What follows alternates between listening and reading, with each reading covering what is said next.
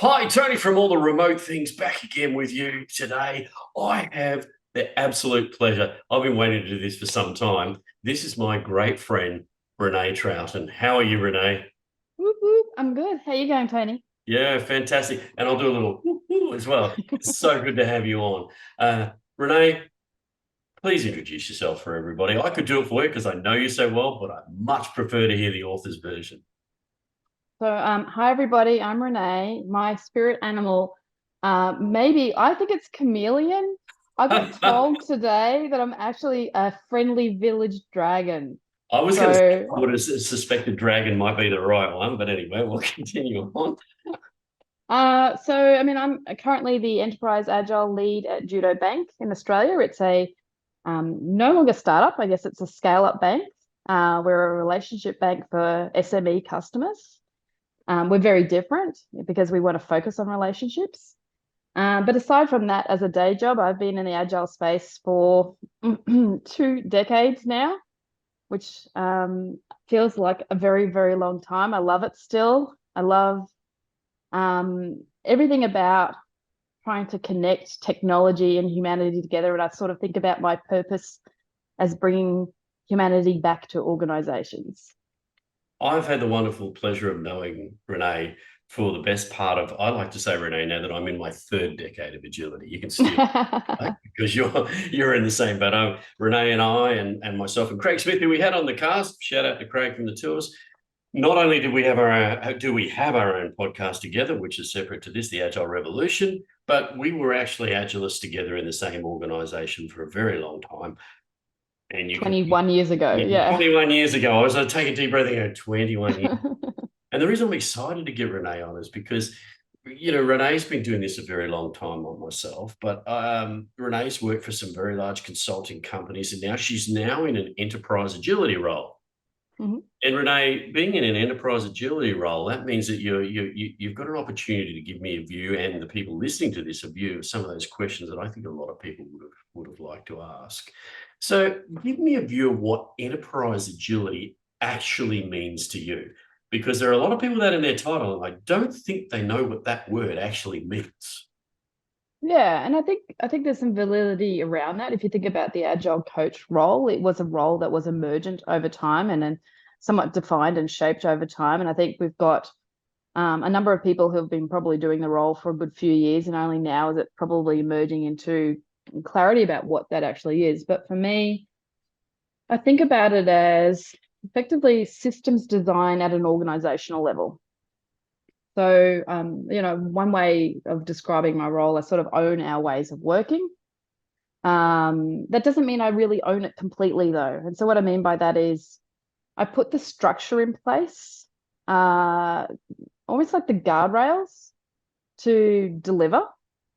And at the moment, for us, it's on our capital expenditure. So, I sort of defined what that process looks like.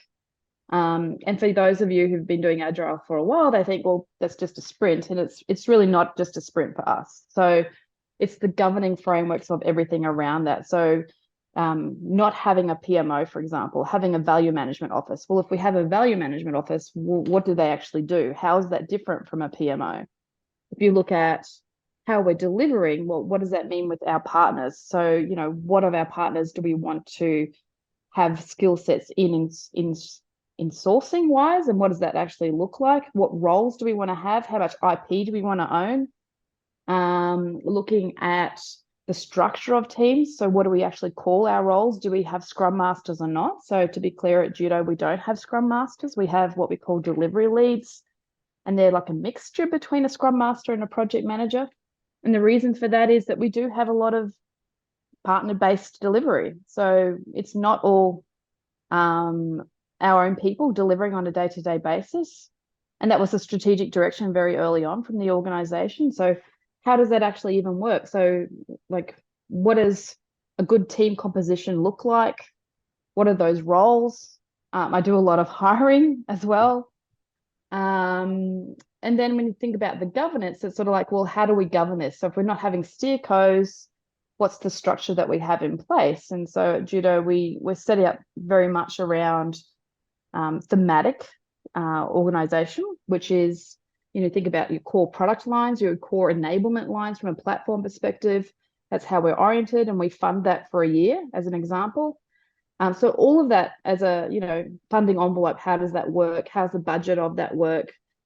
How do we do dependency management? All of that stuff is under the remit of an enterprise agile lead about constructing how effectively work's going to be delivered end to end throughout the whole organization when you think about the capital expenditure. Now we're moving into BAU as well. And so we're looking at what that process looks like. So I do a lot of process design. I do a lot of change management and rolling out of that design. But importantly, to the sort of statement that I said earlier, I don't necessarily own that long term. So I'm standing up chapters who own that longer term and enabling them and sort of making sure that there's the cohesion and alignment and communication channels that exist in the organization to be able to uphold this if I'm no longer there. Can you dig a little bit deeper on that? Because one of the things that really interests me there is that, we've talked about this many times, and of course, anybody who knows me, governing agility is the thing that I really gravitate towards, and how you govern the systems. And I talked to a few, people on previous casts about this, is that what I see is what a lot of people are calling transformations are really what I call transitional. They're only transitioning the flow, how the work is Yes. done, right? So we see them touching the flow of maybe the team of teams and the team levels and the structures of. But what you're actually talking about there is actually you're talking about what I call transformational, even though you're not using that word under the guise of enterprise. Deliberately, yeah. And I understand why you're not using that word because of the connotations it has, but you're actually touching the funding models. You're touching how you're governing the system of work, and therefore then you're touching the transitional flow of work. Was that a cognizant thought to do it that way, or is it just how it transpired? I think I've always thought about it as a whole system. I think of a whole system as a whole organization. And I think about my remit as being something that it works in whole organizations. So it does, in my mind, also include like HR practices and so forth. I'm not touching that at the moment, but I definitely have a desire to work more in that space, as you would imagine. So how do you motivate people? Yeah. Yeah, I mean, I think definitely governance, HR, finance, they're definitely areas that you should be focusing on at that enterprise level. I think importantly, when people do transformation in Agile, to your point, it ends up being, look, we're just going to get teams to do sprints and that's it. We're not even going to think about reconstructing the teams. I have a really strong tendency to focus on a principle, which is minimize dependencies. That's my number one principle when I think about organizational design. And how can I set it up to minimize that? Because dependencies to me are the things that really ultimately kills agility. Yeah, they don't just kill agility; they kill the work, right? They kill the ability of Yeah. the organization to actually create any kind of flow. Because we hear, the buzzword at the moment is flow, and everybody Yeah. flow, right? But I keep saying, well, you can't have flow. Well, you can't have flow without standardization, but you also can't have flow without actually touching the whole of the governing of the system of work, not just the Yeah, decision rights in particular. So that's the big one. Empowerment and decision rights is something that people often don't focus on when they focus on flow. Yeah, and I think that's the formula that we see quite regularly, and I'm really interested in how that's going to work for you as you go. That sort of leads me into a sort of a little turn on that, but that means that what you're actually thinking about now is actually scaling, because Mhm. true scaling. So I want to get your terms of true scaling, because to me, I see a lot, and I'm not going to get into the scaling wars here because we're not going to talk about actual particular frameworks. Anybody can do that if Yeah. they want to. But for me, the minute we hear that word scaling, that means that the presupposition of the word scaling means that you have something to scale. Mm. And so what I hear from you is you're setting up for that, but you're starting to scale across the organization. But I'd like to hear your thoughts on what true scaling and how that's working for you as well. Yeah, so when I started, I mean, in fairness, we had no process. I think, it's easy to start when you've got nothing because you can just start with a blank slate. And I must admit, I'm very fortunate that I could do that. Not a lot of people are in that position and they actually have to pull back legacy of systems and processes and policies that are in place. But we've gone from one team up to, at maximum, we were going at 10 different teams working or across multiple themes and delivering. That to me is, a microcosm of scaling. Obviously, in larger organizations, you're talking about hundreds of teams. And scaling isn't necessarily just about teams doing work. I think it's more around, to that point earlier, having cohesion and having the independence as much as possible to be able to deliver value end to end. So when I think about scaling, even if you can't have a single team, if it's more than one team that has to deliver something of value together, I think about how you can structure teams of teams to have that decoupled independence and to have that decision authority inside of that blockade about making decisions so that you don't have to go outside of that blockade. I don't know the right term. Like I use the term blockade, but you can say teams of teams, you can say tribes or whatever like that. But in essence, a lot of people who scale don't necessarily change the decision rights and that people have. And to your point earlier, don't change the funding mechanisms around that. So our theme owners have complete decision rights within their envelope of many initiatives about what's the right initiative to pursue. When should we pursue this? What's the priority? So they're really Uber product owners in essence. They own the mega backlog for their theme and they're accountable for that. So if they don't deliver value, then they're held to account on that. But it's their decision about what they think is the highest value in chasing that. Yeah, so I think there's, and touching what you're saying there really touches on the essence of when I talk about governing the system of work as well. The one I didn't touch on, and you've touched on it, so is leading with intent, right? Is setting that ability for the decisioning to be made. Obviously, there are guardrails around that because you have organisational killers, obviously, if you're not careful, but you're actually, what you're setting up there and talking about is for true scaling to be enabled, there's two pieces. There's leading with intent, and there's also that strategic link or the alignment. Yeah. your delivery, right? And we don't see that happening either. How are you tackling that? So we try and make sure we do alignment at the financial year level. So that's where we actually do the funding envelope allocations. And then beyond that, we have regular, effectively monthly check-ins around where we're at and the decision making associated with that. Now, obviously, we're a bank, so there's a good amount of audit tracking of all the work that we do and the decision making that we have to do, which is very important. But I think, maybe what is missed in some of this is the transparency associated with that. So we have all of this. It's very much, I think, to the point earlier around what I do. The whole of it's very structured.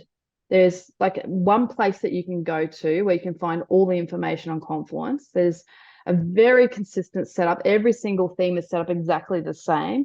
The access rights are set up so you can actually see everything as well, so that you don't have to go hunting or there's not hidden information. It's just all there if you want to be able to access that. So I think that's also a shift in mindset around people being sent work to people coming to actually see what that's at.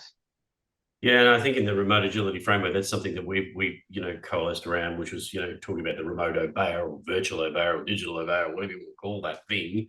But essentially that's the terms that we gave it. What you're describing is exactly what we talk about. Is that ability to actually see, pull, and understand the information at your fingertips as quickly as you possibly can to make that decision. So that's a really interesting piece of the puzzle. I want to dig a little bit deeper into the funding. Well, not necessarily how you fund there, but your thoughts on funding, right? Because we talked about you've got to touch funding.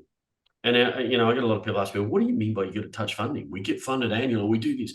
What are your thoughts on changing the funding models and how funding models can be tweaked to work in an agile frame? Because we all know that's why we have that transitional thing. It's easy to touch the flow, but it's not so easy to touch this piece, and you bang against the ceiling of the funding model and the. Yeah.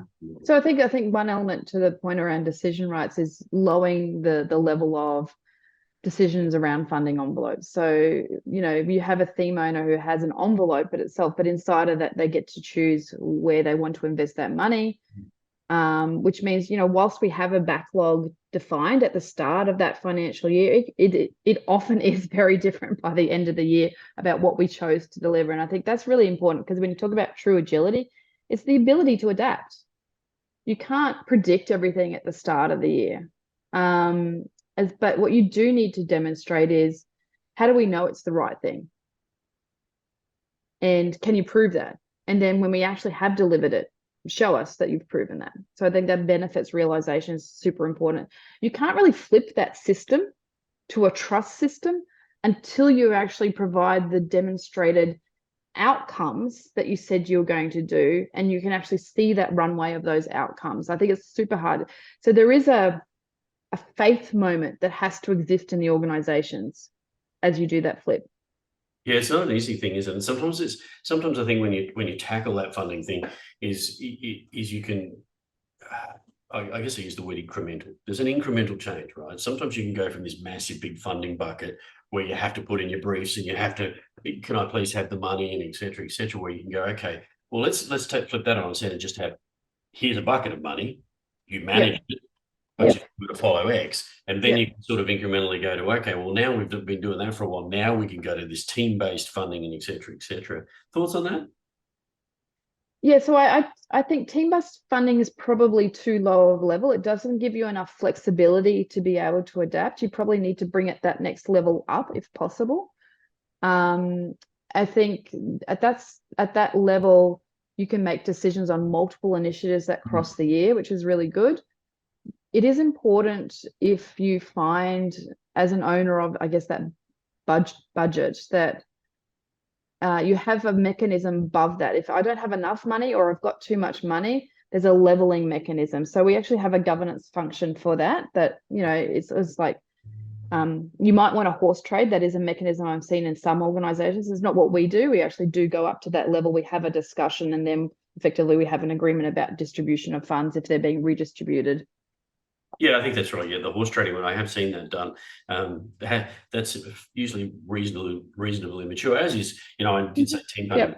Yep. That's, you've got to do what you're talking about for some time before you get to the team-based funding. Let me just be clear about that, right? So if you even think you can get there, that's going to take some time and some maturity of the capability, because when you're playing with the different slates and you're going to trade money on the slates, it's not so easy. So okay. So I'm going to take a bit of a right-hand turn, because we could talk on this for hours, right? But I also wanted to talk to you a little bit. So, Renee, obviously you're in an enterprise agility role at the moment, but people might not know that you did work for some very large consultancies, and you were, scaling agility and director and et cetera, et cetera. So you have seen across the Mhm. the world slate, if you like, of the state of agility. And we all see the state of agility reports, and we read them and we go, does that ring well? I'm not sure that everything in there I believe, because I'm seeing different stuff out there.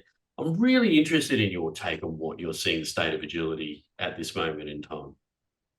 Uh, I don't know if you really want to hear it. Of course I do. That's why I asked the question. So I think it really depends on the country, to be fair. Mm.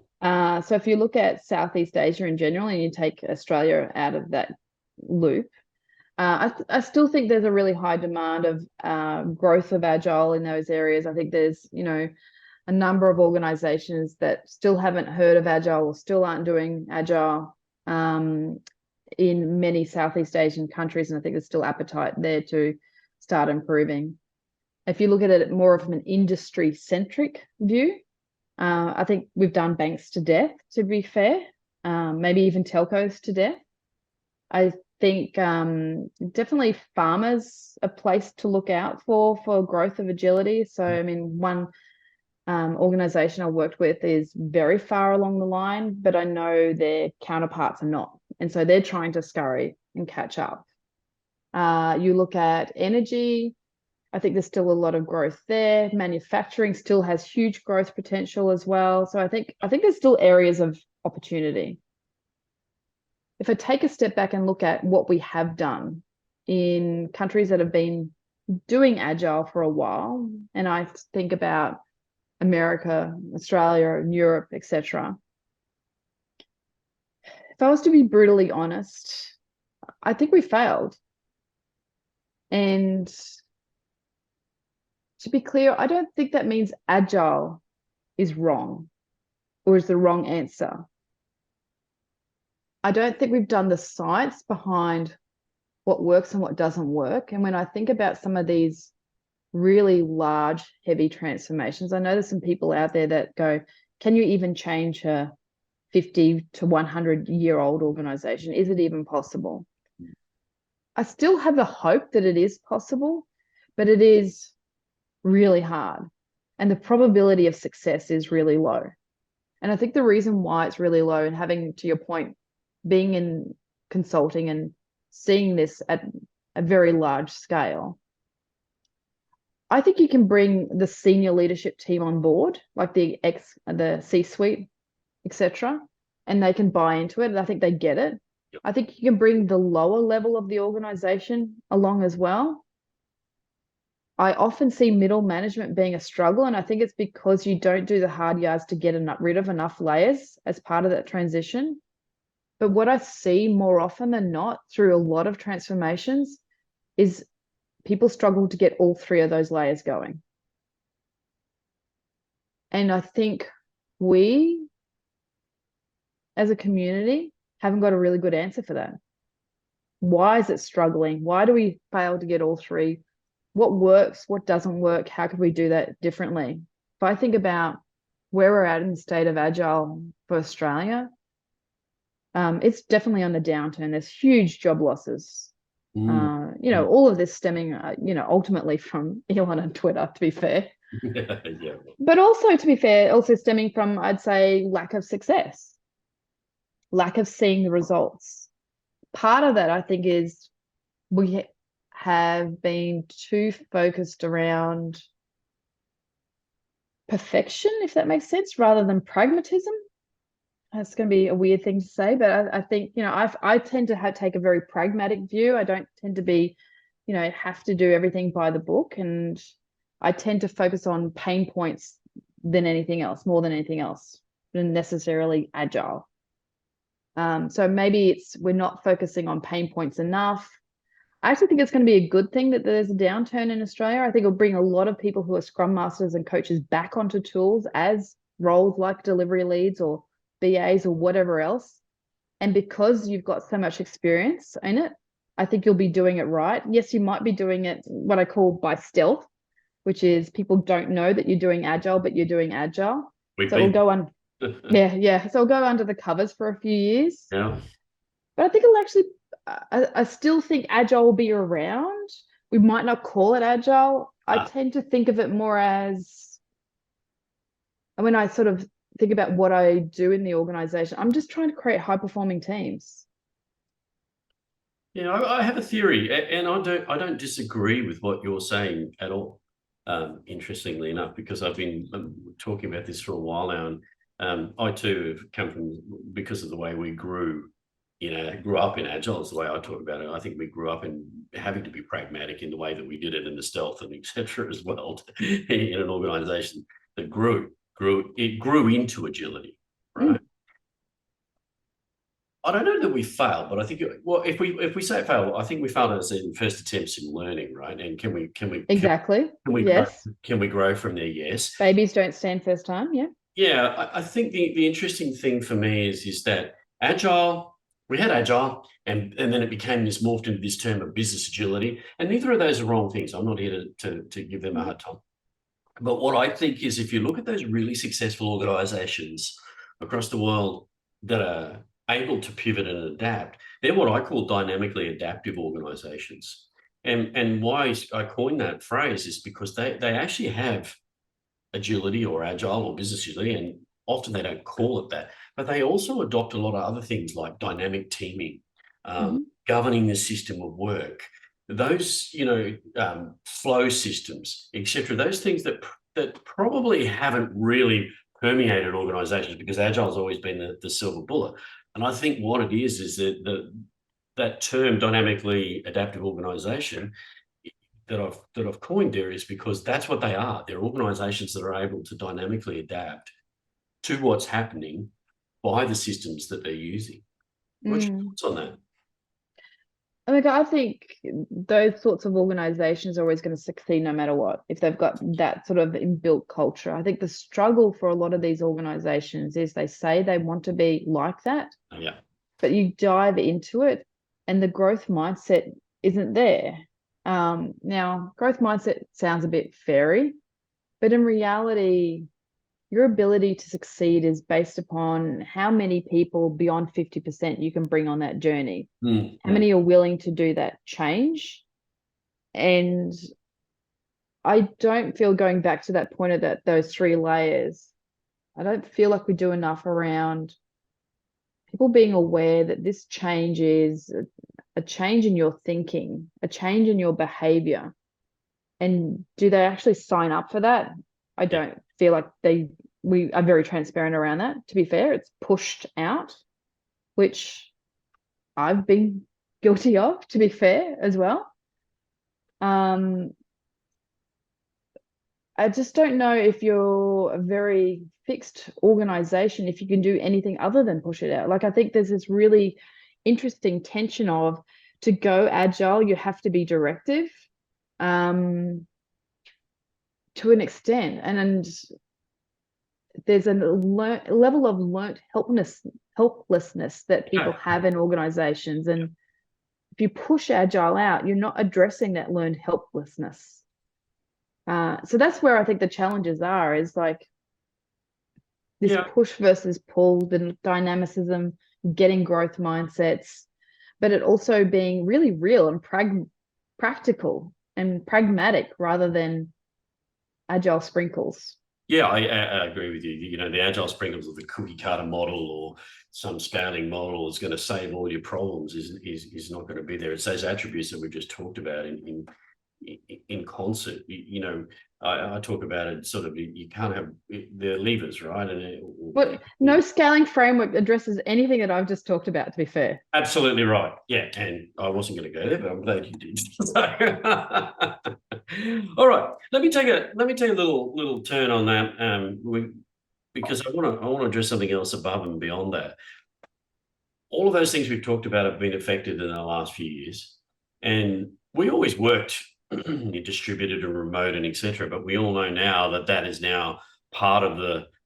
It's not even the next normal. It's the normal now, right? And I'm interested in your take on how all of those things, the design, the operation, the way we work, the way we collaborate in the remote slash hybrid environment works, particularly when you're talking about agility.